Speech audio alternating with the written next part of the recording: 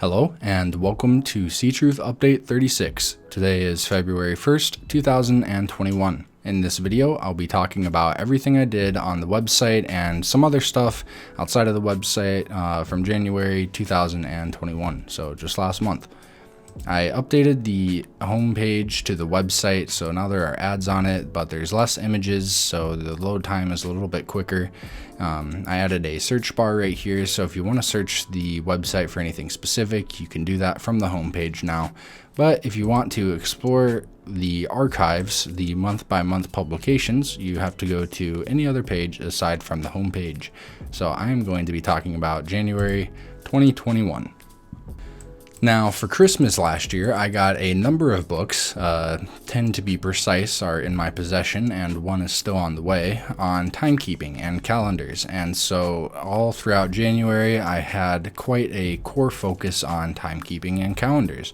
I read through 2 books cover to cover and 3 books about halfway through, so I've got 3 books half left to get through and 5 more with 1 on the way. So here's the first article I published, the Antikythera mechanism. It's an ancient analog clock, the earliest known of its type, and I have an article on it if you want to read more.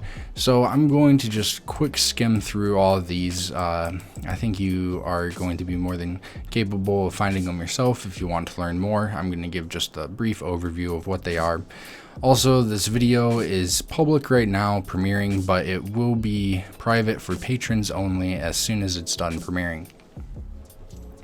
The second article I published was Qualifications for Being an Expert in Chronology, which was my list of different qualifications you can obtain to be considered an expert in chronology. What does it take to be an expert chronologist?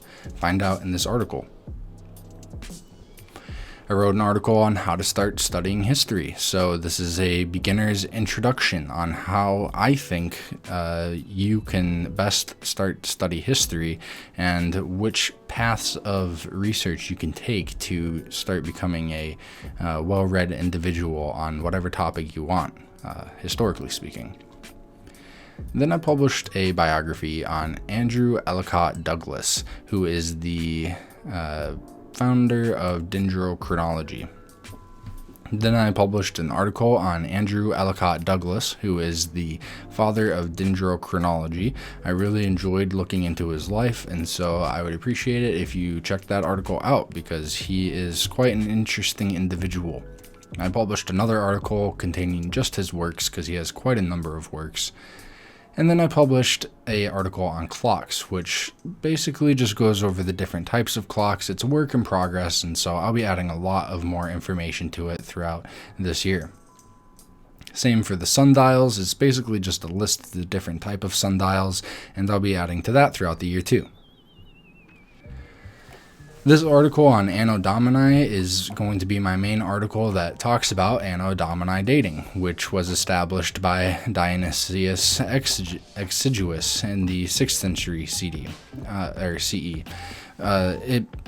The Anno Domini is the year of our Lord. It's when Jesus was born, and then it's used to count years out from that. While Exiguus came up with the date for when Jesus was born, it wasn't put into effect for another 2 centuries by Venerable Bede.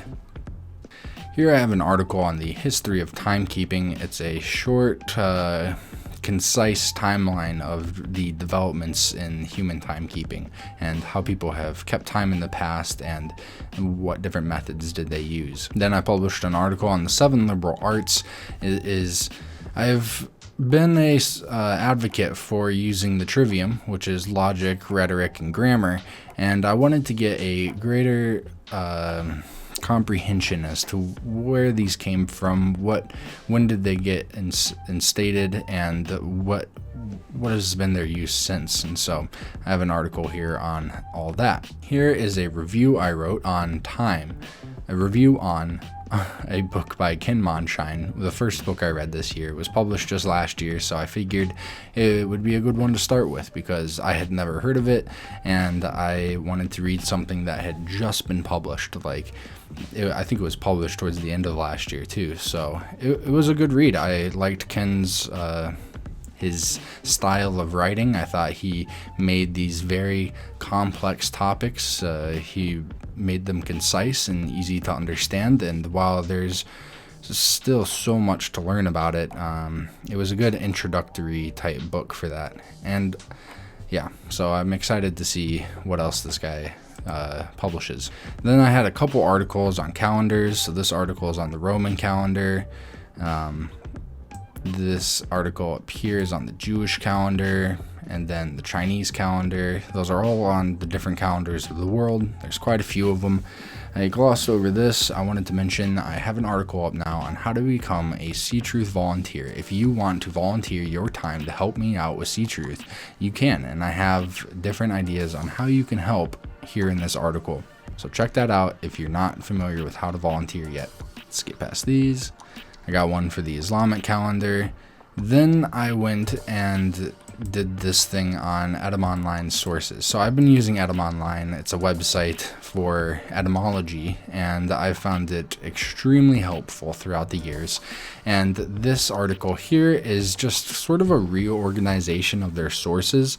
So they I'll just read this real quick. The list of sources provided on their website is ordered alphabetically and is split into two parts. My article here provides a useful reorganization of their two-part list into a single list ordered chronologically based on publication date. So they had two lists, primary sources and other ones, I think, and they had them ordered alphabetically, potentially, yeah, by the person's last name. And so what I've done here is I've condensed the two lists into one list to figure out when their sources are from. And here's the concise results: 2 from the 1700s, 26 from the 1800s, and so on.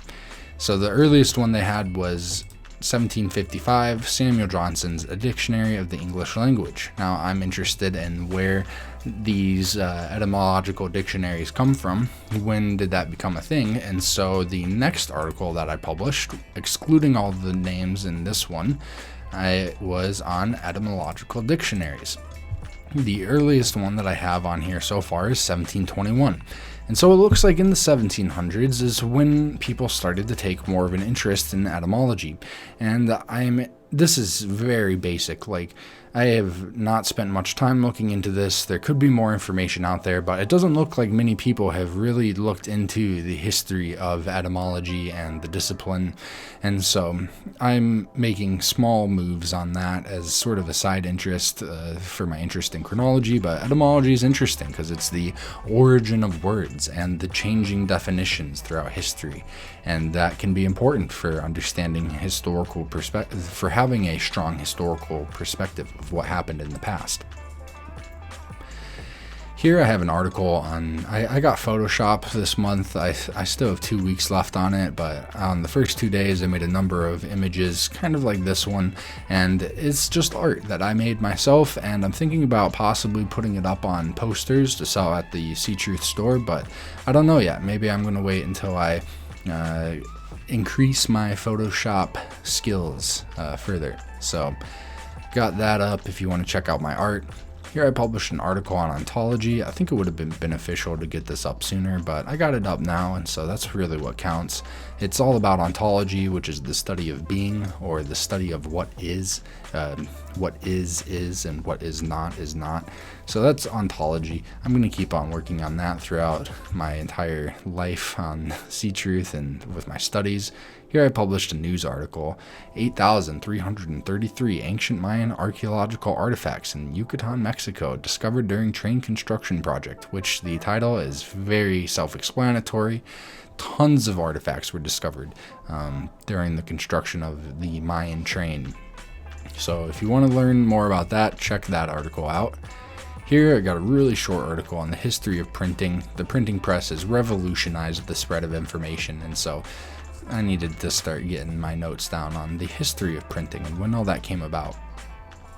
Greek calendars is an article that talks about the different Greek calendars. So this will sort of be a hub, an overview for Greek calendars, and then there will be more articles about each of the specific Greek calendars and their explanations.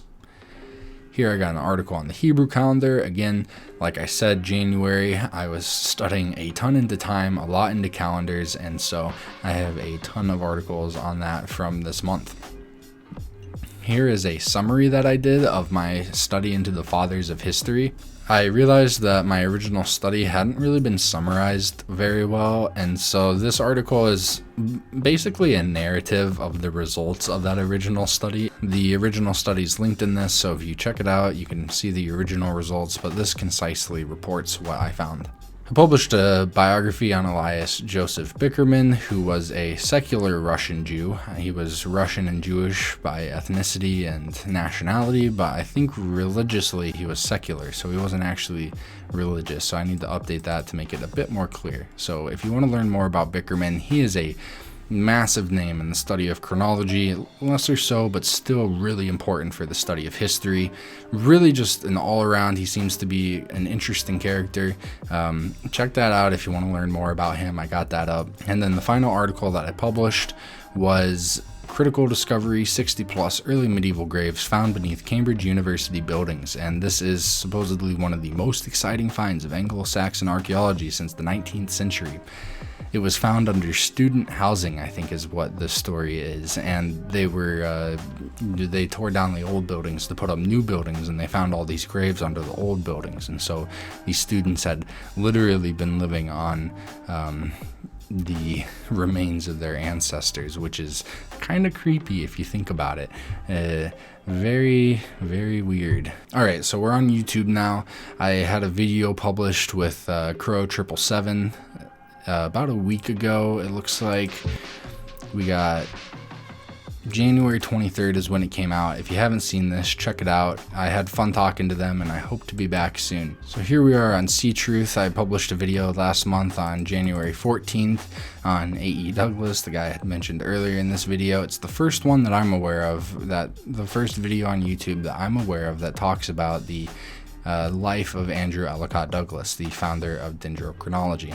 Moving on to some of the things that I'm working on, I'm putting together a Ctruth calendar that will talk about important figures in historical and chronological studies. Last month, I took a few days to catalog the books in my library, which is called the Ctruth Library. I got like 200 names on the list, and I still have maybe 200 books to go. Then I got a couple different things on different calendars that I'm working on, some works on Ptolemy and radiocarbon dating, precession. I've also got this article that I wrote, and I didn't publish it because I don't want to be disrespectful, but I feel like there's so many things that I've learned from dealing with people in my studies that I'd never, like the things that they do, I would never want to do myself. But I want to be respectful to people, and so I'm a bit conflicted on whether or not I should publish this. It's basically a PhD historian sent me some information in an email, and it was just kind of a mess, and so I want to publish it as an example of what not to do for other people. Like, if you ever find yourself in a position of authority or you're dealing with other people for your research, these are some things to avoid. So if you're interested in seeing what's in that article, let me know.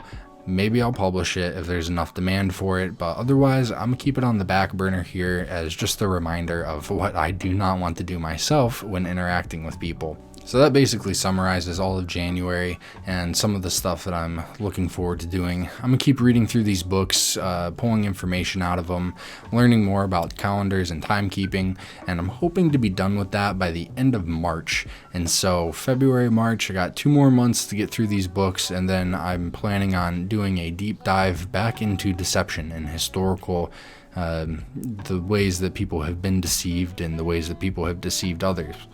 And so I am excited to do that. That's why I'm eager to get done with posting these videos. I can start reading again. But yeah, that's basically it. So be sure to like the video. Leave a comment if you enjoyed it. Let me know how you've been doing. Let me know if you've enjoyed any of the content. Literally comment anything. So I will talk to you in the next update video and prepare for more videos this month. I have a plan to publish the results of my studies into the fathers of history in video format so that the YouTube community can consume it. And with that, I hope you take care, and I will talk to you next time. Goodbye.